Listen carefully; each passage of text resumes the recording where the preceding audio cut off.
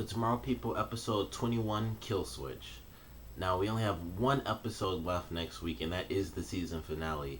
But this episode leading up to it is one of the episodes. There have been quite a few episodes in this season alone that have shown that this show deserves to have a second season. There have been some amazing episodes. There were really early on. The flashback episodes were, without a doubt, some of my favorites. There was the episode where Jedikiah sort of went rogue and we got his backstory, and now his character is so much different than he used to be. And then this episode where so many different elements come together that it just leads perfectly into the season finale.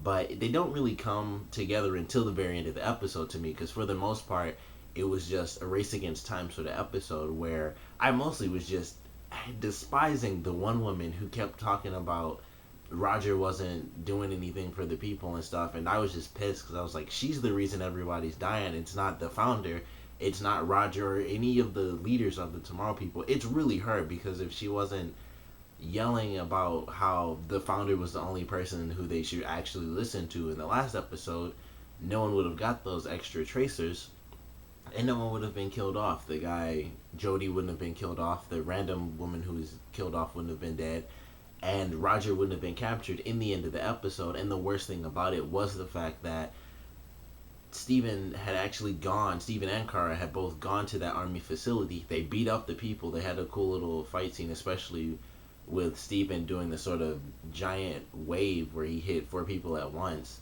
which I'm pretty sure he killed. Like, those 2 middle people would be seriously injured as far as they were up in the air. They would have just come down and just shattered a bunch of stuff. But that was just like a random thing in my head that I thought was really funny. But he did a cool little blast. He threatens the guy and tricks him and stuff with the help of Kara. And he takes out this array which saves everyone's life, but they decide not to wait because this woman is talking up to Russell just like she was talking up to the entire group in the last episode. And she convinces him that turning in Roger is actually a better idea than waiting to see what happens next.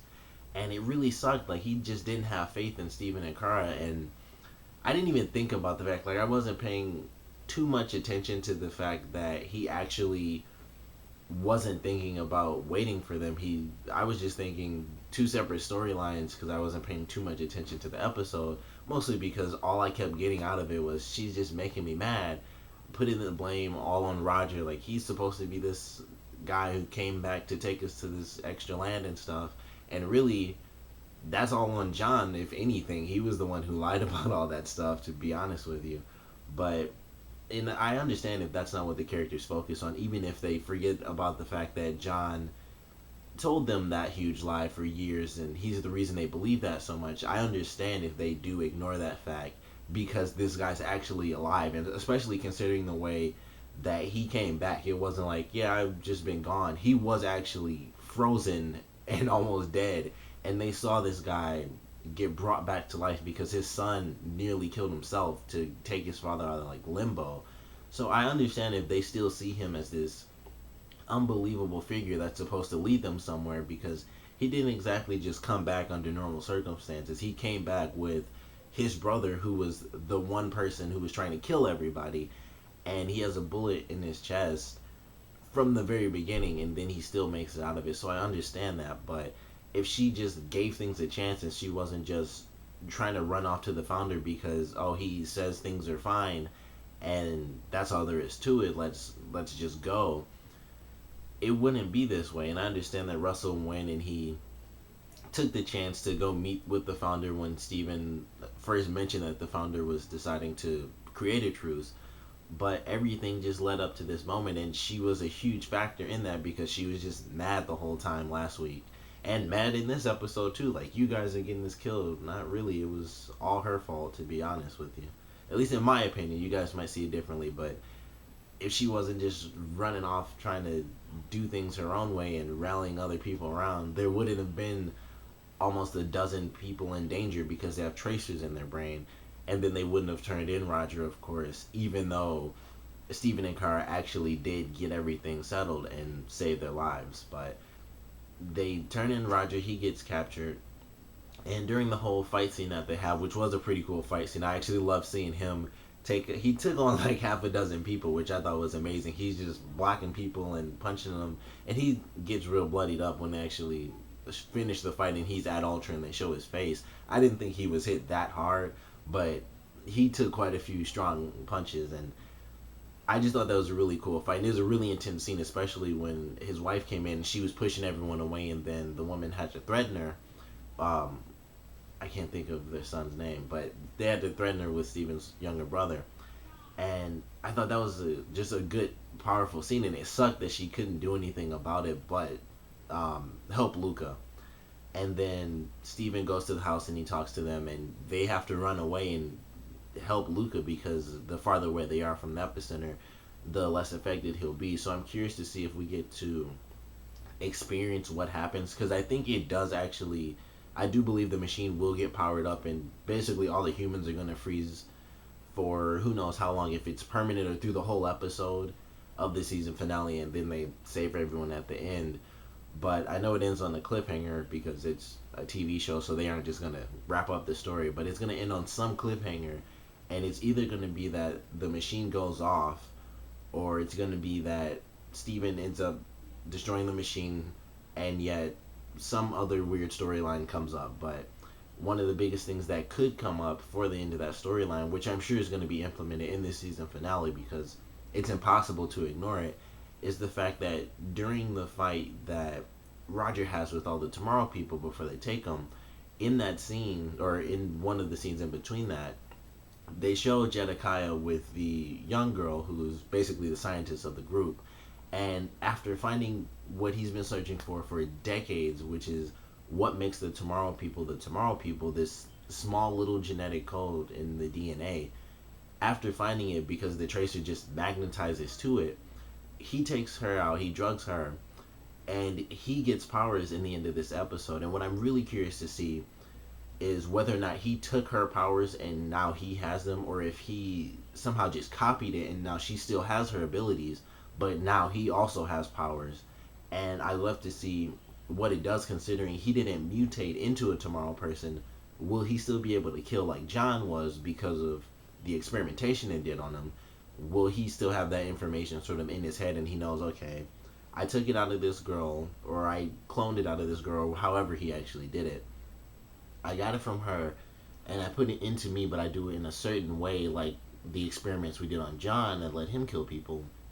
If I do it that way to myself, will I be able to kill people? And we'll have to wait and see. I mean, he was pushing those cars, which could be really simple. I mean, anyone could push your car and not know, because during the flashback episode that Kara had, she did kill that one boy when she first used her powers, and it was simply because she pushed him for the first time she first used her powers, and he just happened to land on a rock. So technically, she did kill someone using her powers, but it wasn't a conscious effort. And he was just pushing those cars out of the way, because if you noticed in that episode, he wasn't just running down a random street. They didn't really focus like Ultra in the center of the street, but Ultra was the side building. It was the second building on the side with all the lights on it. But it did kind of, since it was just a big open, basically green screen street, you really kind of got centered on the giant building that they had focused there, which they probably did because it's a lot easier to have just a giant green screen building than just have an infinite street that goes down for however many blocks. But he was running right towards Ultra. He was right down the street, and he teleports into the street. He pushes the two cars out of the way. Then he just flips the other cars over. So those people could be dead, but I don't think that was his conscious effort, was just, I'm going to murder these people in the car. He's just driven, like, I have to get my brother.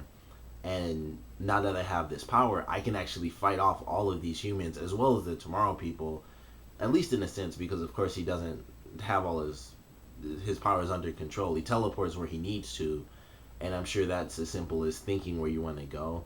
And he defended himself on the cars, and he was easily able to push it. He sort of had it under control, and it could be because he's done all the experiments with his brother, so he's focused and he has all the sort of inside knowledge, just not the actual experience. But we'll have to wait and see until next week as to whether or not he has good enough control to fight other Tomorrow people and, you know, block bullets and things like that, and as to whether or not he can actually kill other people, because if he can kill other Tomorrow people and other humans, he's gonna have a much easier time getting to his brother. But it still won't be as simple as, I'm just gonna go ahead and get in here, because he's gonna have to go up against some people who have been trained by him, some of them at least, to go up against other Tomorrow people. So he's gonna have to really take some precautions, regardless of whether or not he can kill people.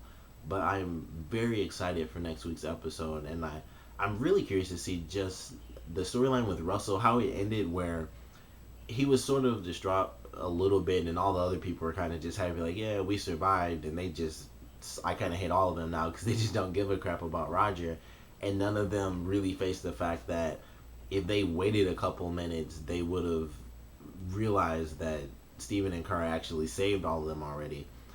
But he basically got kissed by the girl, and he kind of just gets over it real quick.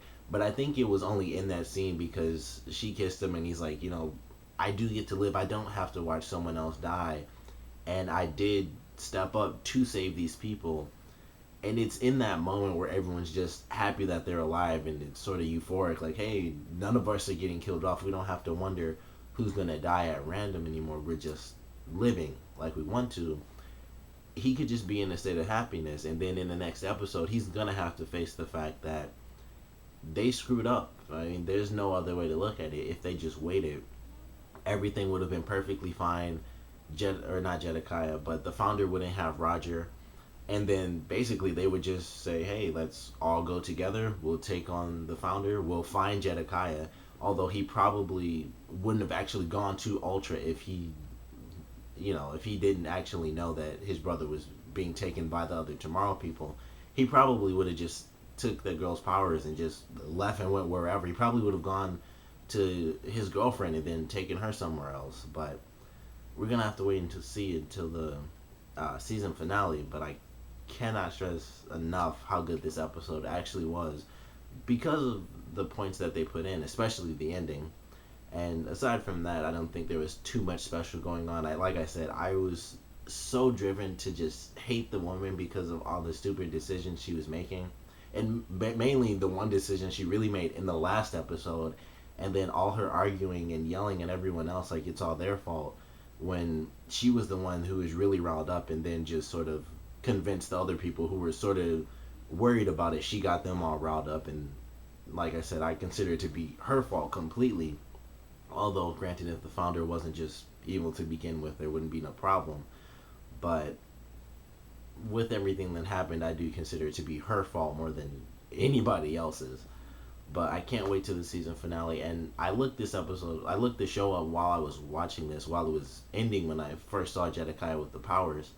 And I don't know if it's renewed or not. It hasn't officially been renewed or canceled. And I was reading something where it said it basically depends on how many new shows the CW decides to pick up for the 2014-2015 season. And I really hope they don't pick up too many. And I hope this show, at least with the season finale, gets solidified into some slot, whether it's Mondays or they put it back to Wednesdays with Arrow. But I hope it gets solidified on this station because it's a really, really great show.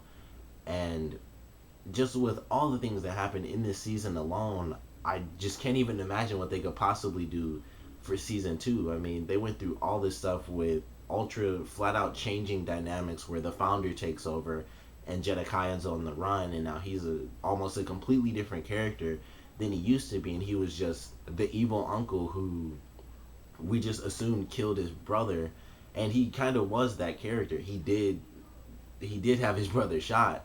But then we get through all the stuff with Ultra switching around, and the founder comes in, and then his daughter gets killed in front of him, and we think maybe the founder's actually an okay guy because he wants to help the Tomorrow people. He had this humongous loss. He lost his daughter, and he wants to help the Tomorrow people just live amongst humanity and be free.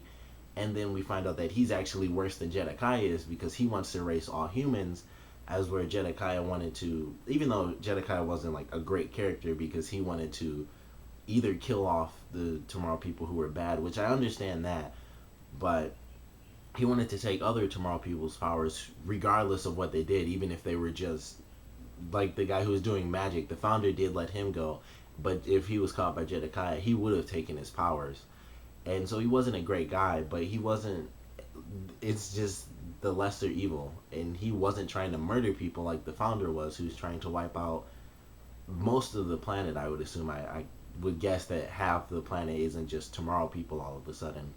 But it's such a great season alone, only 21 episodes, and we have the 22nd coming up, and so much has changed from the very beginning of the show. And also, something I almost forgot, uh, John and Astrid actually kissing in this episode was really interesting. They had their moments where they got close and stuff, and in this episode they flat out kiss. I must have completely missed the fact that John and Kara split up again, but I don't know. They have their relationship stuff. It's always incredibly just complicated, especially now that John's human, and that really sucked. They actually solidified it in this episode that he is human, and I was hoping that his strength was somehow allowing him to keep his powers for some reason, but he is human, and I hope that with Jedikiah finding out how to transfer the girl's powers into him, they're able to find a cure, because as the girl said, there's almost unlimited applications. And the first thing I thought when they actually found out what gene it is that if you clone this, you can put it into anyone. So technically, you don't even need a cure. You can just transfer the powers, because he was just human, and it's not like he lost powers. He just took the girls, or copied her DNA in some fashion, and now he has abilities. And that just goes to show that anyone who's lost their powers or is just flat out human can have their powers back, or completely gain new powers if they were human the whole time. But I can't wait to see how the season finale goes. Comment below, let me know what you guys thought of this episode, favorite parts, least favorite parts. And since the season finale is coming up, how do you guys think the season finale is going to end? What do you think is going to be the solution? Who do you think will live or die? Because in this show, I honestly do think that they're going to take that huge chance with the season finale, just because this show does so many crazy things. Like in the last episode where Hillary blew up herself, they do take risks like that. Even though she wasn't there from the first episode, I certainly didn't expect her to just die before the season finale, or die in general, honestly. But what do you guys think is going to happen in this season finale? And do you want a second season of this show? Because as you obviously know, if you're watching this far, I really do. But comment below, let me know what you guys think, and thanks for watching.